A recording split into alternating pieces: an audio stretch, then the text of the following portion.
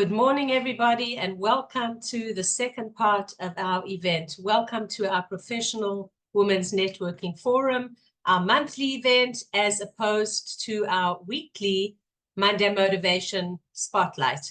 I'm Lesley Kaplan, welcoming you here today amongst an awesome group of women. And today we have a fabulous event for you.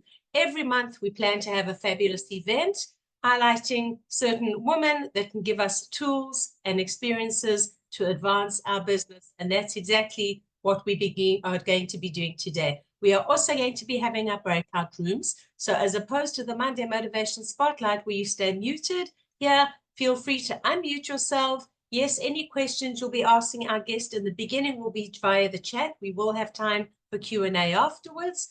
But afterwards, we will, about halfway through the session, we're going to be having full-on networking. In the meantime, network via the chat. Say what you do, put your links. But soon we will be having also breakout rooms where I will introduce a little bit later, and you'll have the opportunity to share and what you do, what other people do, give advice, get advice, as is common amongst breakout rooms. All right, so let me spotlight or co-spotlight. I'm actually going to replace me with her. Our guest for the day, Hadassah Levy. Good morning, Hadassah.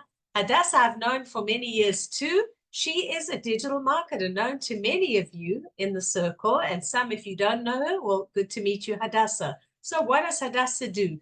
She claims that she was a digital marketer even before the term was known, since 2004, which I guess is a long time ago. So that's what Hadassah has been doing. She focuses on content writing, social media marketing, and content management. And she also deals with WordPress development, PPC, and SEO. She focuses a lot on sites and clients with Jewish content, and she has a lot to add to the field. And today she's going to be sharing with us how we can implement simple tips and steps to our websites in order to make sure that we get maximum exposure and coverage. And sometimes Google is our friend, sometimes not. We'll hear all about that. So Hadassah, good morning. Thank you for being our guest. And we look forward to having you here and sharing all these tips with us. Thank you so much. So much fun to be doing this. Although I have to say that following Yael was a little bit intimidating. Well, luckily you each specialist in your own field, so that's great. Well, thank you. She's incredibly inspiring. So really, really nice that we got to hear that. And yeah, so when I say that Lesley cornered me and said that I had to come up with a date for a talk and a topic for a talk, and this was kind of something that really came naturally. I said, you know what? We have to talk about this because Google is an incredible tool for businesses, and on the other hand, it can really harm your business if you don't know what you're doing or if you ignore it, which really is another kind of missed opportunity. And it's a little bit technical. I have to admit, there's a little bit of technical stuff in this, but it is my plan really here is really to talk very, very tachlis about what to do and how to do it. I sometimes say that tachlis is my middle name, and the thing that I hate most in the world is fluff. So there'll be no fluff today, and really, really just talking about actionable things that you can do. It would be helpful to me to sort of know if people are people have websites, know something about SEO, where you are with that. Let's get them to write it in the chat. Ladies, if people could write that in the chat. Okay. Kind of like, you know. Do you have a website? Are you relying on your social media platform? And what other questions about SEO, or are we just, starting from zero? That's another kind of helpful thing to know. So I'll just for people. So we've already got people who hate SEO. So I totally get that.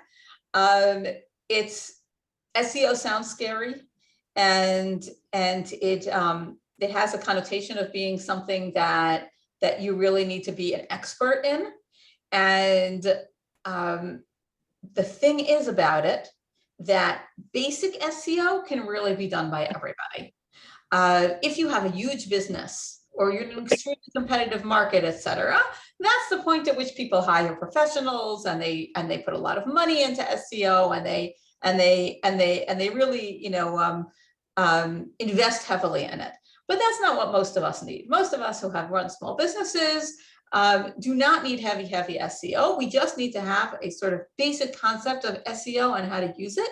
And this really can help promote your business, and it's worth putting in the small amount of time that will really make a big difference. So I'm going to actually share my screen and show you all my lovely PowerPoint. So I call this Google is your friend, except when it's not, because I really believe that Google is a helpful tool, unless you're just ignoring the basic rules, and then it's not. And it's simple steps, really, I promise you, simple things that you can do. Okay, so let's start with the basic question, which is, how does Google decide what content to show in search results, right? We go and we search for something and we see all the results, right? And we don't necessarily understand what's behind them. So here's just a little bit of a kind of overview as to what's happening in our Google. So the first thing that Google looks for, let me move this somewhere so it's not bothering us. The first thing that Google looks for is a quality website, right? What is a quality website? Okay, how does Google define a quality website? So the first thing is that a website needs to have, okay, why does Google care if it shows you a quality website? Google's goal is to make money. Shocking, I know, a business wants to make money. How does Google make money? Google makes money mostly through their ads, okay? And Google ads are shown to people who are searching. So they want us to continue to search in their platform so that we will then see the ads that are being provided to us. Now, if Google showed us terrible results, we would start using Bing or some other search engine, or go to our social media and find things that way. The fact that we're so reliant on Google is because Google tends to give us quality results. And how are quality results defined? First of all, with sufficient content, okay?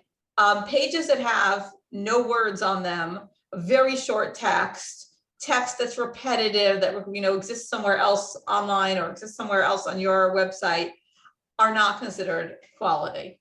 Quality is a text that has a decent amount of content, and generally the sort of rule of thumb is 250 to 300 words is considered a decent amount of content. Sometimes you just have to have pages that are shorter, right? I mean, your contact page is not going to have 250 to 300 words on it. There are pages like that, of course, but generally rule of thumb is a little bit longer. Google also loves really long content, right? Like 1,000 words or more. But there's no point in putting up 1,000 words if nobody's going to read them. So that's also, a balance to sort of figure out. If you're writing something very technical and 1,000 pages is really relevant, then 1,000 words, sorry, is really relevant, then of course, go ahead and do that. Google will love it. If not, stick to the 300 word-ish kind of thing. The second way that it decides if a page is high quality is by the bounce rate. Now, a bounce rate is the rate at the number of people that come to your page and leave immediately. So you're aiming for a low bounce rate.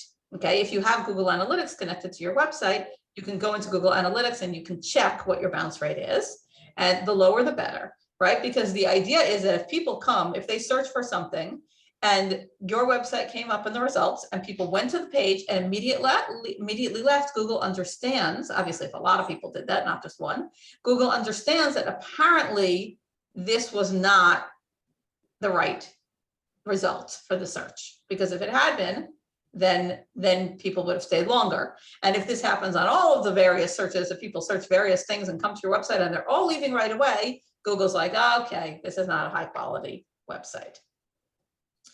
The third thing is whether or not there are links to the page, right? So if Google sees that other websites are linking to your website, then that is then Google understands that this is a high quality page, and therefore other people are referring their users, right? Because if I'm creating a website and I put in a link, I'm not putting in a link to something that I think is useless. I'm putting in a link because I think it'll be helpful to my readers. So if enough people are doing that, then that's also an indicator of quality. After quality, the next thing that, this is not in a particular order, but Google's also looking for relevance, right? It wants to show you relevant content, right? So you can sort of see in the example that I put here on the right, that I was looking for SEO, and it's showing me results in Israel, right? And location is a very, very high indicator, right? So if I'm in Israel and I'm looking for a certain type of business, it's more likely to show me businesses in Israel. Especially, I mean, obviously, you know, e-commerce sites, it doesn't really matter, but if I'm looking for a specific type of store or I'm looking for something, right? If I put in the Fox store, right, there might be Fox stores in other countries, but the Fox store in Israel is going to come up sooner because quicker because of the fact that it's obvious that I'm looking for a store in Israel. It also is, it has in mind the pages that you've already visited. So first of all, it will show you something that you've already been on, right? If I've already been on this website, chances are that I like the quality of the content on it, and I would like to see something else that's on the same website. Similar pages, right? It knows what I visited, it knows what I'm interested in, right? The Google algorithm is very, very sophisticated. So it knows what I'm interested in, and it will show you things, it will show me things based on the pages that I have already visited. Google also likes its own content, which makes a lot of sense, and Google has a lot of content, right? So its ads show up first in a search result, right? When you search for something, you generally see ads up at the top. Videos on YouTube will show up very, very close to the top. Any other type of Google content, right? Sometimes you get something where, like if you Google calendar, a calendar already shows up. You don't even have to go into a result in order to get the calendar, right? All sorts of things like that that are showing up. Google definitely prefers its own content. So if you're somebody, if you're trying to improve your SEO, one thing that you could think about doing, for instance, is creating videos that would be extremely relevant for searches and that would pop up when people search. Okay. How do we make this work for us, right? That's what we really want to know, right?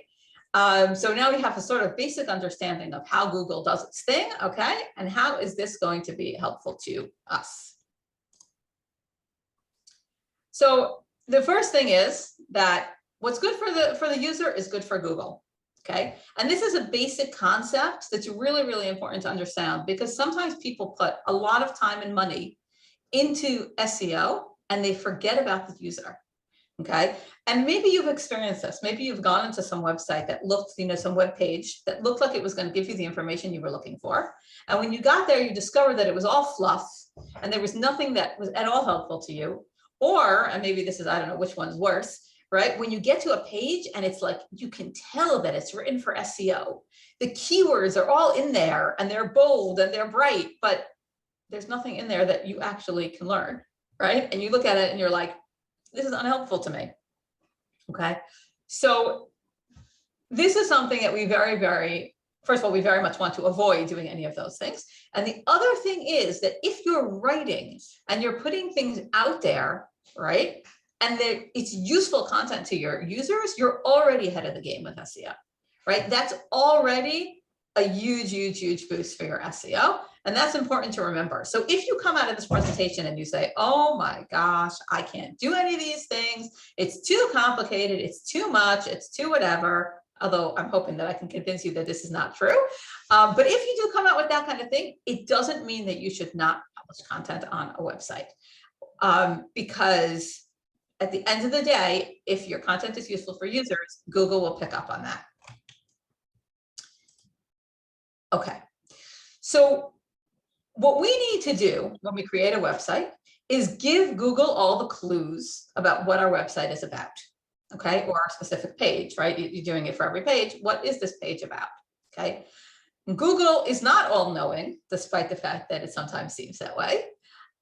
Google has limitations. It can't pull things out of everything. So you have to tell it, right? It's sort of like, you know, you go to a party and you introduce yourself and you give the person that you're speaking to some sort of clue about who you are so that they know how to continue the conversation with you, right? If you just come up to them and say hi and stop talking, right, then they don't have the ability to continue the conversation, right? But if you say, hi, my name is so-and-so, and ask them a question, or to let them know what you're interested in, or tell them, you know, what you're doing at this particular event, or tell them where you're from, and I don't know, or some various quirky fact or whatever thing it is, that allows the conversation to continue.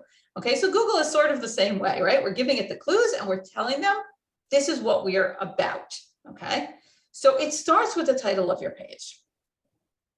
So just to be just on the technical side, okay, when you look at a Google search result, you'll sometimes see that the title is cut off.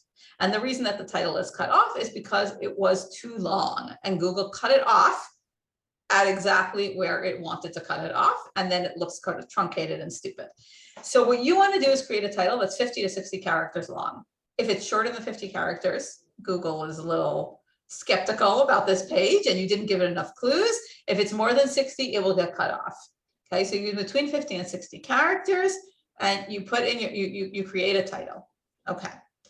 The second thing is that you need to have a meta description, right? So when you look at the Google results, you see there's in blue, there's the title, and underneath it, there's like a sentence, right? Generally, it's about a sentence or two.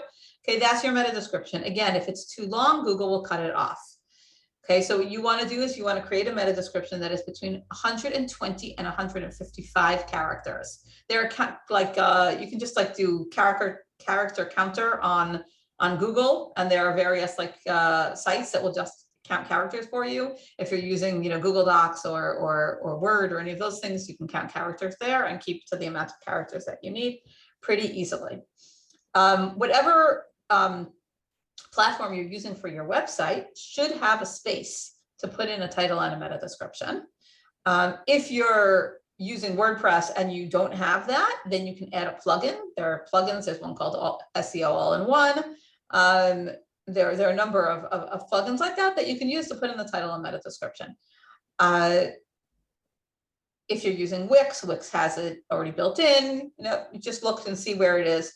If you're about to create a website, check that these options are available before you create the website with whatever platform you're going to choose. For images, right? Google does not know how to read images, right? Because it sees we look at an image and we immediately interpret, oh, this is a picture of a cat, right? Google does not know that this is a picture of a cat. The way that we tell it is with the image title and with the alt text, right? Which is also an option in the back end of your website to put in an alt text. That's the alt text that you sort of, if you hover over the picture, it will come up. If somebody, if the picture doesn't load for some reason, people can see the alt text and know what picture is meant to be there. But these are also ways to clue in Google on what your image is. When you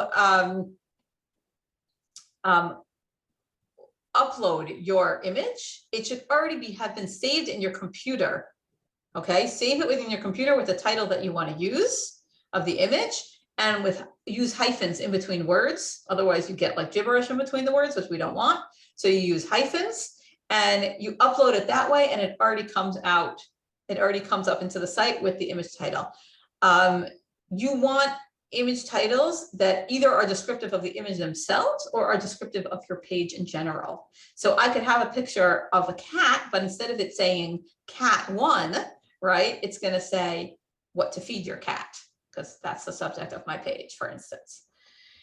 We want to use headers, which break up the content, right?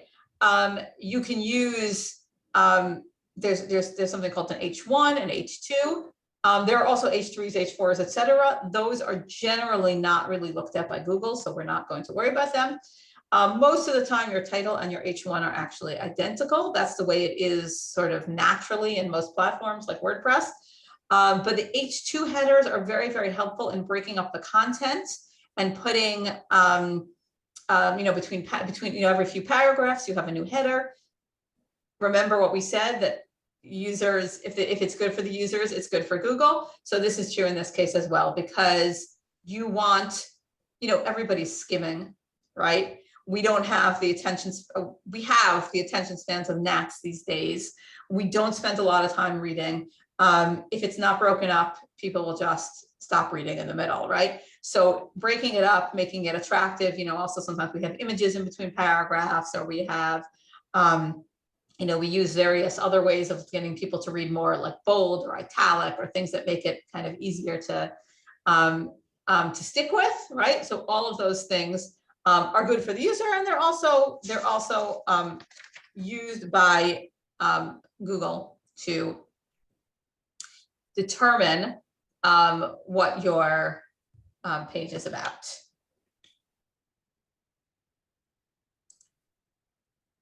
Okay, you can do keyword research, right, in order to find out what people are searching for and incorporate those words into your texts. Now, the first thing is that you want to look for keywords that are popular but don't have a ton of competition, because if everybody is using those keywords, then your chance of ranking for them, of showing up when somebody searches for them in a result, is very low, right? Because if you choose some very generic word like Rosh Hashanah, right? So what's going to come up? Wikipedia and Chabad and what are one of the other popular ones? I'm forgetting, but all those sort of really big Aish, right? All those huge websites, right, are going to come up, and your piece of content on Rosh Hashanah is going to be all the way hidden down somewhere below, right? But if you take something that doesn't have a lot of competition, okay, then you have more likelihood of actually showing up in results. One really good example is long tail keywords. Notice the long tail in the background of this slide here. A long tail keyword is usually about 3 or 4 words long. It's a long phrase. It's not searched for very often. But on the other hand, the people that are searching for it are really looking for this exact content. So if I take my Rosh Hashanah example, right? So if instead of using Rosh Hashanah, I'm going to use cooking for a large crowd on Rosh Hashanah, right? That's a very, very specific keyword. Not a ton of people are looking for it. But if my page is really about how to cook for a large crowd on Rosh Hashanah, and someone searched how to cook for a large crowd on Rosh Hashanah, when they get to my webpage, they're going to find exactly what they wanted. So this is basically what we're trying to do, is we're trying to find the people that are really searching for your content and bring it to them by using the keywords that they will probably use to search for it.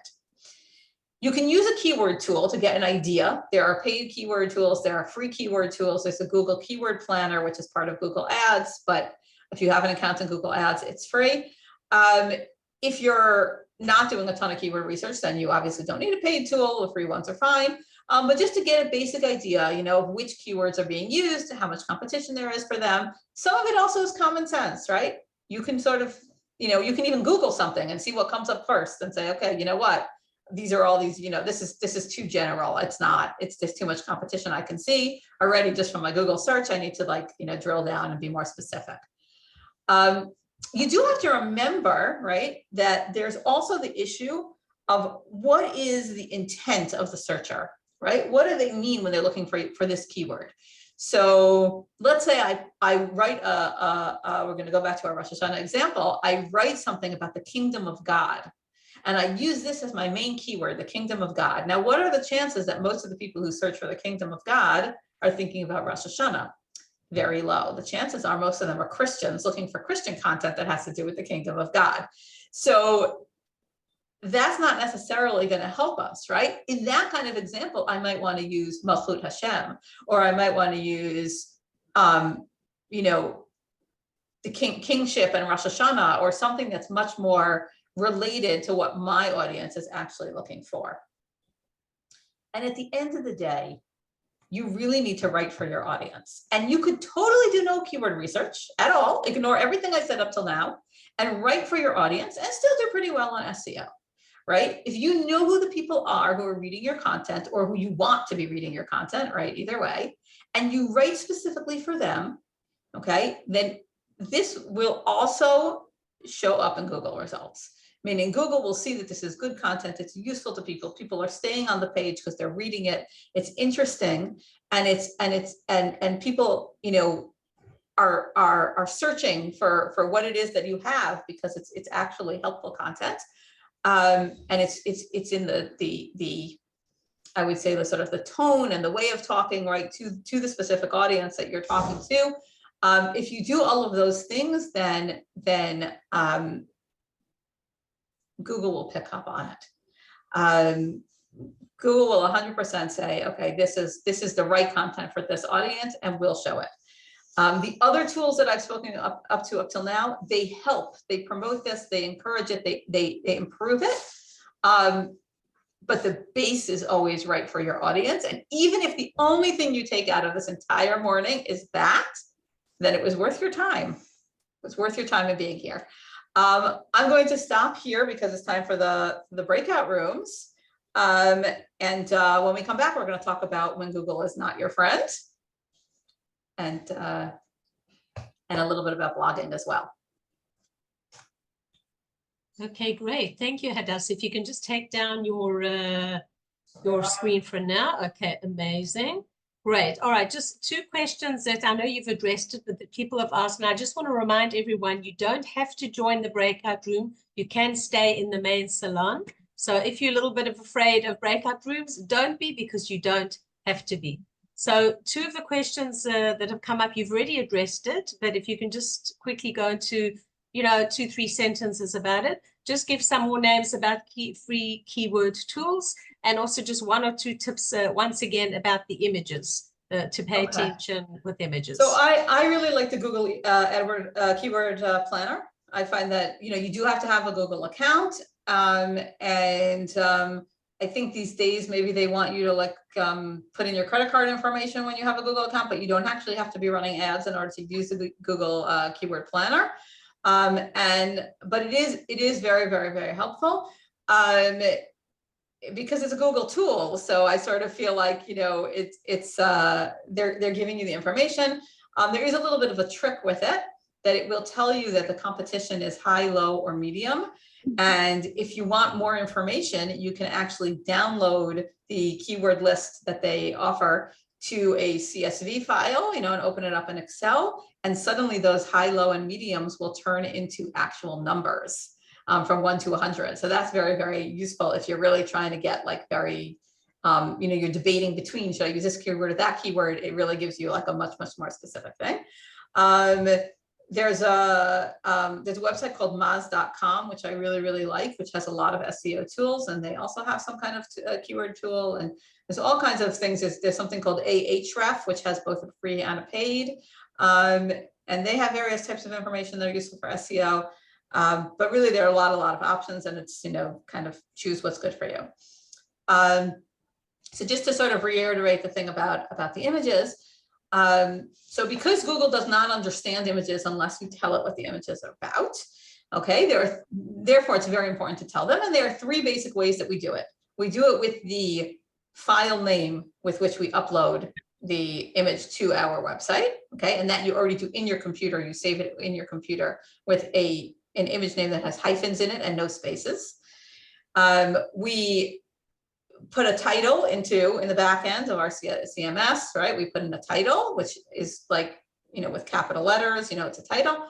And then we put in the alt text, which is a description of it. And that can be, you know, sometimes it could be a little longer if we want than the title, or you can just do the same one, the exact same one. I usually do the same one in all 3, exactly the same. What did I want to say about this? Right, that it is if you have only one image on the web page, it makes sense to have the image, the image title, etc., all match the title of your web page. If you have multiple ones, then the other images can relate to other keywords that are on your page, right? To something that's further down in the text, etc. Which also makes sense content-wise, right? Because you've got the image on the top, which is saying that the image on the top that says, you know, whatever the main thing is, right? And then as you go through and if you have a lot of content and you want to add more images to break up the content, then each image is then related to something that's further down in the content, and therefore your image title will be the same way. You can add this detail afterwards. I think so you can add the title and the alt text afterwards with no problem. The file title is going to be the file title. So if you want to change that, you have to re-upload the image. Right. Okay. Amazing. Thank you. So Hadassah, I just want to also emphasize that, you know, a lot of the stuff, as you said, is technical, and people can say, well, I have a web designer, I'm paying a web designer. Why do I need to know? And as I wrote in the chat, you know, be aware, and knowledge is power. And the more that you know, whether you're doing it yourself, the site yourself, or whether you're using somebody else, you need to know how to send in the images, in what format to send in the images. It makes it a lot easier. I'm sure those web designers in the room here will agree with it, that if you get given your images in the right format and with the right titles from the beginning, it just makes their job a lot easier. So whether you're doing it yourself or with somebody else, it's super important to know, and also to ask, because if you're using a web designer, SEO is not always included in the basic plan of web design. SEO is something additional. So you need to at least be aware of these options and know, am I getting it? Am I not getting it? What is the additional price to get SEO? Or if I want ongoing SEO, you know, so not for us to hide in the backseat and say, my web design is doing this, but actually to be proactive in your design too. All right. So thank you. Before we move on and open the breakout rooms, I just want to show a couple of slides, save the dates, upkeeping, and things that are going to be taking place. So firstly, our next professional women's, we have the Chagim in the middle. So we will not be meeting October, although this is almost on the end of October, Monday, November the 4th. So please make sure you save the date. It'll be another double event like today, where we move on from our professional women's forum after the Monday Motivation Spotlight. So save the date. I'll send you details closer to the time, and it'll be posted on my site too. And opening this week, our super early bird rate. Many of you who are here were at our conference last year, the Jerusalem Business Conference, co-oping with ACI and Nefesh B'Nefesh. It's going to be a fabulous event, even bigger and better than it was last year. So even if you weren't there or you were there, make sure you save the date, open to men and women. People come from all around the country for this, and make sure that I will send you, those of you that are here, obviously do get my emails. If somebody was given this link that does not get my emails and you want to be informed for the super early bird, so make contact with me separately so that you can save in terms of that. Also, I'm excited to share with you, as I did before, my new book. This is what I've been doing for the last 30 years, advancing business owners and amotot in terms of building and branding their business. So available on Amazon, as well as I have some copies here in Israel. If you have Kindle Unlimited, you can read pages for free, and feel free to download either the digital or to get the paperback version. Yes, there's tons of business books out there. This one we all need to know, and one of the things that I do share with business owners is what is our USP, what makes it different. This book is very different because it also talks to you as the business owner behind the scenes. It's about branding yourself as well as your business, and it includes over 25 different checklists that can help you and guide you in terms of building your business, which not every book does. And finally, I just want to share with you, if you've missed any of our past events, whether it's been the Monday Motivation Spotlight or any of our professional women's, you can view them all at no cost on YouTube, on Spotify. Spotify is the Monday Motivation only. YouTube includes both of them.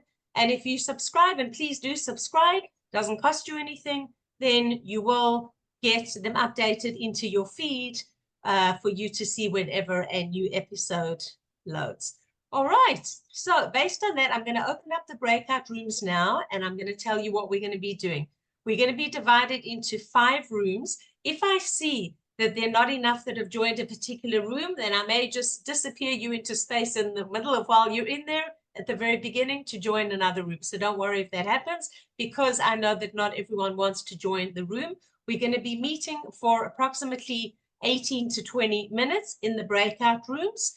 And once again, if you don't want to join, don't log off, but stay in the salon, the lounge as we call it, or the lobby, and you can join afterwards. I do not record the breakout rooms for professional and personal reasons. So if you're listening to the recording, you'll come back again as soon as it's over. If you're in the room, feel free to share whatever you want because you're not being recorded. So what are we going to be doing in the breakout rooms? Hadassah is also going to be joining one of the rooms. She can also hop in and out if she wants to. We're going to be sharing. Okay, first we're going to be talking and doing our elevator pitch, which you all know what it is giving your 30 to 60-second pitch about what you do, what your business is all about, who your clients are, what kind of target market you're looking for, and your ask. Ask people in the room if you know of anyone who is looking for ABC, tell them what kind of client though you are looking for. If one person can please monitor the rooms to make sure that no one is taking up all the time and monopolizing. In the rooms, we're going to be discussing exactly what Hadassah is talking about today. Your websites, your SEO. If you don't have a website, why don't you have a website if you're relying on your social media pages? If you have a website, what are your challenges? What's working well for you? Any tips? This is a time where you're going to give and you're going to get. You're going to ask for information and you're going to get information in return. And of course, there's the social content. I do hop into the rooms. We like to chat too, and that's also okay. It is a networking group, so take advantage. All right, I'm opening up the rooms and feel free, share, and we'll see you on the other side. Welcome back, everybody, from the breakout rooms. Hope you had a productive time. Certainly the rooms that I popped into were productive. So let's continue. Hadassah, the floor is yours. We're continuing, and I'm going to spotlight you again. We're continuing with Google is our friend or not, and tips for SEO. Okay, hi. So first of all, I will apologize for not getting into all the breakout rooms. I had so many questions where I was. I ended up staying longer than I expected. But okay, so now that we've done the Google is your friend, I wanted to go on to when Google isn't your friend, to really talk about what the mistakes are that really can be problematic. So sorry about the large number of bullet points here, but I try not to have too many bullet points in my presentations, but every once in a while I fall into the trap and say you've gotten some bullet points. The first thing is if you try to trick Google. Google has gotten more and more sophisticated as time has gone on, and they have sort of figured out what all the tricks are that people use to try to trick it, and they penalize sites that use these kinds of tricks. So for instance, if you use, headers or titles that have nothing to do with the actual content, right? Because you're trying to get the SEO juice, okay? Google is actually going to penalize that in the end. So if you're working on SEO, but you're not working on relevance, right? It's not going to work at the end of the day. At the end of the day, you have to have content that matches the SEO. It all needs to be kind of one uniform thing. The other thing is if we have our titles and meta descriptions in the wrong length, they will get cut off, or they won't get shown at all, or Google will rewrite them for you if it doesn't like them. That happens as well, and won't necessarily rewrite it in the way that you want. So this is something that's very, very important. Someone just mentioned this to me in a breakout room, that is an easy fix. It's an easy fix to make titles and meta descriptions the right length, and it doesn't necessitate changing all the content you have already on your website. And so that is something that is worth paying attention to. If your content is behind a paywall, Google cannot read it. Now, I have a client that has a website that's almost entirely behind a paywall, and because it's a membership. Hadassah, maybe just describe to people what is a paywall. What is a paywall? So a paywall is something like for instance, a membership website. So you can only see the content if you're a member, right? So if you don't have any content that's visible to the search engines, right, because everything is behind a login, then you will not have you're not giving Google enough to go on. So what you need to do is you need to have versions of pages that are available to the public. For instance, if you go into like Haaretz, let's say, and there's an article that's behind a paywall, they will generally give you the first 2 paragraphs to read, and then the rest of it, they'll require you to log in. And that's for 2 reasons. One is because that encourages people to sign up because they see that the articles are interesting and they want to read the rest of it and they're willing to sign up. And the other reason is to give Google something to go on so that Google knows what this article is about, even though most of it can only be read if you log in. So I have a website where almost everything is behind that, and we've had to create public versions of each website for that purpose, right? So that the public can see one thing and Google can see that same thing. And then people who are logged in are seeing more, detailed content. This is the same also with content that's hidden in images or videos. Google cannot read images. Google does not know what a video says, okay? But if you've got a caption and you've got a alt description for your image, or you've got a transcription for your video, maybe you've seen this sometimes, you go to a website and there's a video, and then underneath the video, there's the transcription of the video. So this is first of all helpful for people who don't want to watch your video. Let's say your video is 5 minutes long and I don't have 5 minutes and I just want to skim the transcription and find out what the video is about and get the basic information, or see if I even want to bother to watch the video. Maybe I'll read a sentence or two and say, oh, this is interesting. Maybe I will watch it. But it's also very much for Google purposes, because if I put up the transcription, then Google knows what's in my video. So that's another thing that's very important to keep in mind. And then you've got the issue of duplicate content. So if you have the same content as another website, or two different web pages on your website with the exact same content or very similar content, Google is only going to show one of them, and it's going to generally pick the one that it thinks is the original. It doesn't always know, it can be wrong, but it tries to pick what the original is. So if you've copied something from another web page that was much older, it's much more likely to show the old page and not show the new page. If you want, right, the solution to this problem is, if it's your web page, right, is to create a redirect from the page, from the old page to the new page. Okay, and that means that the duplicate content disappears on the other page and people will automatically be redirected to the new page. So if you, let's say, do a redesign of your website, your entire website should redirect, every single page should redirect, and there should be the old website should not still be up there for people to be able to see and for Google to be confused by, and people to be confused by the way. If you want to take content from another website that isn't your website, right, you could quote a small amount and then link back to that website. You could write something different with the same basic ideas, right? Those kinds of things can be done. Sometimes you have more than one website and the content is relevant on both of those websites. Just write it in a different way, right? Don't just dump duplicate content, because Google does not like duplicate content. The other thing is that if you neglect your site and it looks stale and there's nothing going on it, and you never update it, and it's been exactly the same for years and years and years, at some point Google may start showing other content above it in the search results, or stop showing it altogether, right? If it sees that this is something that, because there are people that create websites and abandon them, right? Somebody puts up, decides they're going to open a business and they create this whole website, and then they decide they're going to go into a different business, but they leave the old website up, right? Things like that happen. And so Google doesn't want to be showing people stale content. They don't want to be showing people things that are no longer relevant. If you've put up a website in 2004 and you haven't touched it since, then the likelihood of this being fresh, relevant content is pretty low. And as a result, this is also something that's not a great SEO strategy. And this leads me right into the subject of blogging, because a blog is very much, okay, a way of producing fresh content on your website without having to change the fundamental things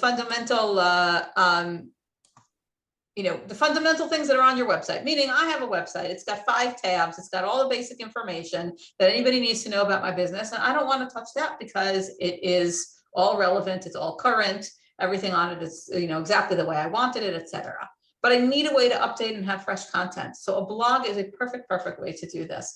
It really allows you to constantly have, something fresh and something different. Okay. And Google's paying attention, right? Google does a crawl of the entire web. It takes a very long time for Google to do a crawl of the entire web because the entire web is humongous. But every time it comes back to your page, it's checking to see if there's new content. And if it sees that there's new content, it's indexing that new content. Okay, so if you're constantly updating, then every time there's a new crawl, it's going to come back and see new content. You want to show your expertise, okay? And this is important because when people come to your website and they see the basic information about who you are and what you do, they don't necessarily trust you, right? And people don't hire people generally unless they trust them. Even when people buy products, they tend to want a trustworthy website, right? I mean, how many times have you seen on social media that someone said, I've been getting ads for this business, you know, and I saw this really beautiful dress, let's say, on this business, and is this a legitimate business? Have you ordered from them? Have you had a good experience with them? People want to know that it's a trustworthy company. And if you're a service-based business, then even more so, right? How do I know that I can take your advice? How do I know that what you have to say, right, is the right advice? But if you show that you're an expert in your field, then people begin to trust you. And this does not have to be that you're showing your expertise only in the very, very, very specific niche that you're in, because any niche that you're in is broader than what you actually sell, right? So if you are, let's say, we'll go back to my general, I'm selling dresses, but just because I'm selling dresses doesn't mean that I don't have expertise in fashion in general, right? Or I'm creating, one of my clients is, in fact, Torah Live, which is this very big website of Torah videos, right? So, but I don't, you know, our blog is sometimes it's about the videos that we have and what we have, but sometimes it's about Torah in general. Sometimes it's about, you know, something that people want to know coming up to the Chagim or whatever it is. Sometimes it's about something more general. Some of our greatest traffic pages are for things that are, you know, things that people can download that are useful resources. Like you can download an Ala Michya card. You can download, you know, Tfilat HaDerech. You can all sorts of things like that that people need. And they come to our page for that. And then they discover, hey, there's this really cool website here full of Torah videos. We've provided something that the audience wants, right? The target market wants, and these people are not our clients yet, and we can bring them in by bringing them something that they want in the niche. So you can definitely think broader than the actual topic, and I'm going to show you another example of this soon. It does increase traffic to have a blog. Okay, there are more opportunities for people to come to your website, right? They can you can rank for more keywords, right, which also increases traffic, right? So the more keywords I have, the more pages I have that people can find, the more content is out there, right? The more likely people are to find my website, to come to it, to come back to it, right? If I have somebody who's really interested and they keep coming back because I keep updating and there's new things and they want to read my new content, etc. The more I produce, really, the more opportunities I have for better SEO. And again, basic, you know, SEO principles, writing for your audience, these really are the main things. And here's where I want to kind of talk about AI a little bit. I read something interesting yesterday. They said that once putting content up was just about educating your prospective clients or customers. Give them basic information and you know, you can bring people in that way. And today, because AI produces this information in a second, right? First of all, people can go to ChatGPT, ask any question they want and get an answer. And because of the fact that so much content that's out there has been produced by ChatGPT and is not necessarily different or unique or special. So if you really want to stand out and you want people to come to your blog and see what you have to offer, then it's helpful to create content that AI can't create. Okay, and it doesn't mean you can't use AI as a tool to help you make it sound better, to help you come up with certain paragraphs, with certain parts of it. But AI can't produce everything. First of all, AI is not as up to date as, you know, it should be, but eventually this will change, I'm sure. So being more up to date is helpful. But not only, it really helps often to really drill down into something that's very, very niche and specific. And when you're more specific, then AI generally cannot produce that. So let me show you this example, and I can kind of bring all the various pieces of what I said down to earth here in this example. So this is the Route 38 blog. So I did ask permission from Route 38 to do this, so they know that I'm presenting this. Route 38 is one of my clients. If you don't know what Route 38 is, they are an employer of record service, which used to be called things like payroll companies and other things that people used to call it, billing companies, whatever. Basically, the idea of Route 38 is they are primarily actually for people who have a job in America but live in Israel. And their service is that they sign people up to be employees of theirs. They give them a tlush maskarat, right? They collect the money from the employer in America, and they pay the person with a tlush maskarat. Okay, this is obviously very useful. It helps people not have to pay Social Security in America because they're not self-employed, and it means that they don't have to do any kind of, reporting to the Israeli government. All of that is taken care of. All the withdrawals are done automatically, etc. Now, this is a very, very specific niche, and we do have blog posts on this blog that very specifically talk about things like, can an American in Israel freelance? Okay, what does it mean to freelance and whatever? And what can you do? What are your alternatives if you don't want to freelance? Work with an employer of record service, right? Very, very specific marketing. This is why you should work with Ruth. We even have blog posts that are like, about why Route 38 is better than other companies, right? We have that kind of marketing materials. On the other hand, we have created a blog that is really the go-to place for anybody who is either a business owner or an employee in Israel. And all the various things you would want to know, right? How to market a business in Israel, switching from a freelancer to an employee, unpaid leave. That's about unpaid leave here in Israel, right? Should you work in high tech, right? Over here, I've got how to get your first client, right? All of these things, right? And there's obviously much, much more. I'm publishing 8 blog posts a month in the past few months. And since we've been doing this, we had a blog and it was sort of stagnant for a while, and we've restarted it. Thank God the resources are there and they're able to do this now. Since we started it, we've seen a really, really big difference. We've seen increased traffic. We've seen people coming and contacting us, filling in the contact form and saying, it says, where did you find us? And people say, I found your blog. I was Googling. I saw something somewhere and I came across this, like totally, coincidentally, didn't even know the solution was out there. All sorts of people finding us through this blog. Hadassah, can you just mention, because we had a question here in the chat, like, is blogging still as popular? But from what you're saying, it obviously is. So I know in the past, many people were using separate blog platforms. Can you explain, if somebody wants to start a blog rather than just post articles on their existing site, the best platforms to do it? Should you do it through your Wix or WordPress? You definitely can. You definitely can post in other places. LinkedIn has a very popular blog platform called Medium, which is, shared widely, read widely. There are definitely places to do that. People post on the Times of Israel blog very often. You can definitely build your expertise in those ways. I think it's also useful to have a blog on your own website. It brings in SEO traffic, which you don't want to send SEO traffic to the Times of Israel. You want to send your SEO traffic to your website. You want to be bringing people in who are, you see that people come and they read our blog and then they start looking at the other options, the other tabs on the top, and they find out who we are and what we do, right? So somebody who came in to find out how to market a business in Israel, right, wasn't necessarily looking for the services of Route 38, but then they suddenly found out about them because they came to our blog and the other options were there. They were able to see what it is that we're about. So I think it is worth having it on your own platform, and any platform basically today has a built-in blog. And is blogging still around? People are always saying, oh, blogging is dead because there's social media, and people said email marketing was dead because there's social media.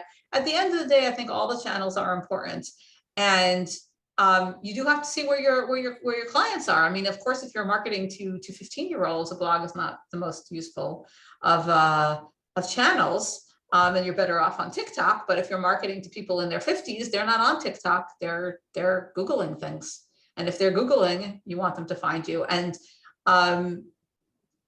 you do have to think a little bit creatively. You have to see, what makes sense for to write about, and figure out, and you don't have to do it. You don't have to be writing 8 blog posts like I am for this business. If you're a small business, you may be wanting to put up, a blog post every month or something. You don't have to be in this, crazy merots, I'm not saying. But we've really seen a very, very big difference here. And I see it, it helps. It does the job. It does the job, and it is worthwhile. It's worthwhile putting in the time for it. Another thing that I will say is that I spend a lot of time on mostly on Facebook. And I often see people asking questions, the answers to which are things that I've already written a blog post about. And I basically put in links. I say, oh, there's an overview of that topic here. You can read about it here. Or I give them a short answer and then say, and there's more information here. Or I just put in a quote. I say, this is, and I found this in this blog post or whatever, or I wrote this blog post, right? And here's the information. And that means, first of all, that I save a lot of time in showing my expertise on social media by being able to show my expertise by sending people to the blog. It just saves me a lot of time. And it sends people constantly back to the website to constantly let people know, right, that this business exists and this business is here. And in general, even before I had this blog being very, very active, I spent a lot of time promoting Route 38 when people asked questions. Not specifically, not putting up posts. I mean, we have a page and there are posts there, but it's a small community there. But most of what I've managed to do is actually when people ask questions and I say, if you're having an issue, people will say, well, what do I do? I want to start a business, but I heard that I'm going to be double taxed in America. And what do I do? And then, okay, employer of record service. This is what, this is how you do it. I want to bring my job over from America. How do I do it? Right. Route 38, all of these things. And this is something that has made, it basically took Route 38 from being an almost unknown business to being a household name. And maybe, I don't know, maybe you haven't heard about it, but I know that very often now, when I come to a Facebook thread where someone has asked a question like that, before I even get there, other people have already said Route 38. And I didn't even have to say it and they're not necessarily clients of ours. They're just people that know that Route 38 is out there and that this is what they do. And a lot of this really is about creating content that's really useful to people. I base a lot of the content that I write here on the questions that come in from, we have like a back end where people contact us and there's a spreadsheet that comes in and I get the spreadsheet every, month or two. And I say, okay, what were people asking? What did people want to know about? And can I address this in a blog post? I also go through social media threads on various career groups, and I say, what are people asking there? What do people want to know? And that's what I write about. I write about the things that people want information about, or that people are discussing, that are important for people to know.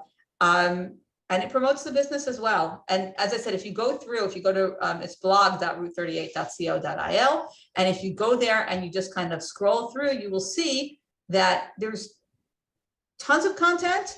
Some of it is directly promotional and much of it is not directly promotional at all. But at the end of the day, it is bringing in better SEO, increased traffic, more referrals. It's just doing its job. And yes, I think that blogging is still a worthwhile endeavor. And if you are trying to boost your SEO, it's just an excellent way to do it. Hadassah, we literally have 5 minutes left. Well, I don't need my 5 minutes. I was just going to ask you, someone how people get hold of you. Great. Right. So somebody asked that. So it's here, but I can also put it into the chat so that if people want to copy it, that will be easier. I'll leave this here for a minute if people want to write it down. And then I'm wondering if I open my chat, it'll probably cover it. But afterwards, I can put it in the chat as well. And I'm happy to answer questions. Right. And there was one question about when people, and I know many of us here that are service providers, create events. When you create an event in terms of how Google picks it up, is that considered and given the same weight as creating new content? Does it make a difference if it's under your product section in your site, or maybe if you're using an event plugin? Can you relate specifically to events in terms of? I think that events are not going to give you so much SEO juice, because at the end of the day, they become stale very quickly, and Google can tell that they're already irrelevant. If there is some content on the page that might be helpful, if there are links to other types of content that people might want to see, like if you had an event if you had a page with this event on it, and then afterwards you put up the links to the recordings, for instance, and that would be content that would be, with a short summary or a caption or something, then that could be useful content. But if it's just an event, it will become stale pretty quickly. So I wouldn't worry too much about that. if the only thing you have is events, then you may want to rethink your strategy. Okay, amazing. All right, so Hadassah, if you wouldn't mind just taking down your slide, please. If any of you just even take a screenshot, if you haven't already done that. Oh, amazing. I took it down, but I'll also put it in the chat just so people can take it. Right. All right. Fabulous. Okay, ladies. So thank you firstly very much to Hadassah for all this very useful information.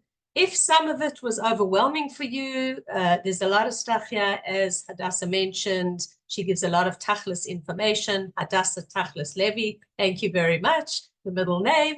So you can find this recording. It'll be up in a couple of hours on my YouTube channel. As I say, the Spotify is used specifically. This one is for the Monday Motivation, so the recording won't be there. This recording will be on my YouTube channel. Just type in Lesley Kaplan channel or at Lesley Kaplan, and you'll be able to rewatch this, make any notes, compare it with what you already have on your site, because something like this does need revisiting. It's not always easy unless you made notes. Even so, sometimes you just want to hear something again.